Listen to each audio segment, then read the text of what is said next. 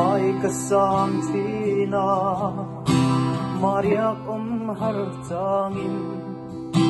zanu ka ching theilo ton lo di ngain loi thi kanu le thi o ton mang mo la tal chuane isak mel moi tom le kanua me bia thu di sil duna mangai na patlani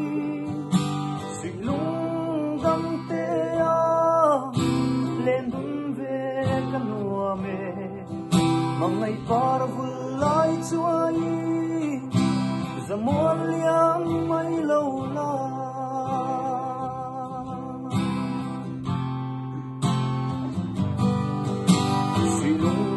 zual changin ilim tha mai lo su min nem tu an nom lo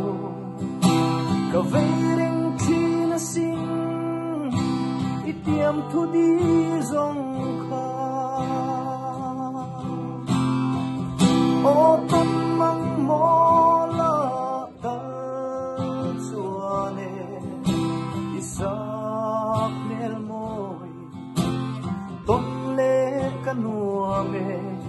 bia thu di sil duna mangai na paklanin silung dam te a len dun le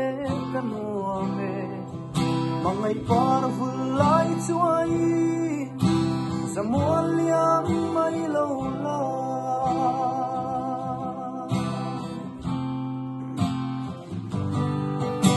azol chuang em ni izun ngai lung len hi itum reng em lo ni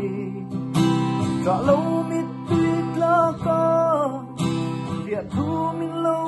lan ne